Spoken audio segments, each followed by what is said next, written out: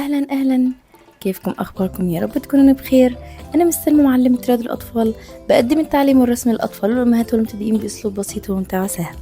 النهاردة هنتعلم نرسم آيس كريم سهل جدا وكل الأطفال هتحبه، خطوة بخطوة وبتلوين ممتع كمان. هات ورقة وقلم ويلا بينا نبدأ. الرسمة سهلة جدا جدا جدا كمان. هنبدأ أول حاجة بشكل شبه رقم 7 زي ما انتوا شايفين كده وواضح، ويكون الخطين متساويين. بعدين هرسم فوق هنا شبه حرف الباء بس كبير. بعدين من عند القوس اللي تحت هعمل قوس تاني فوقه وامشي بنفس الفكرة واعمل شبه حرف الباء تاني، ونفس الكلام هعمل حرف باء تالت فوق.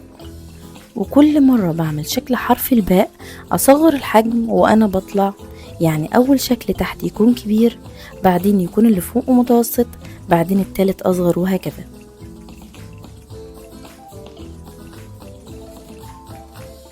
بعدين فوق هنا اخر حاجة هعمل شكل زي بداية شكل حلزوني، يعني كأني هعمل شكل حلزوني بس اقف وارجع بكيرف لنهاية الشكل من الجهة التانية واقف.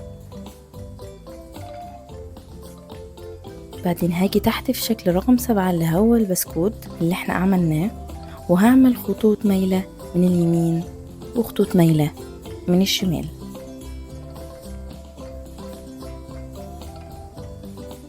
دلوقتي هنحدد الرسمة بالقلم الأسود علشان تبان أوضح، وأسيبكم انتم تلونوا بالطريقة اللي بتحبوها. يا رب يكون الفيديو عجبكم والرسمة حبيتوها، وكمان الكتاكيت. ما تنسوش تعملوا لايك للفيديو واشتراك في القناة علشان تشوفوا كل جديد وسهل في عالم التعليم والرسم. ويلا أسيبكم مع فقرتي المفضلة، التلوين.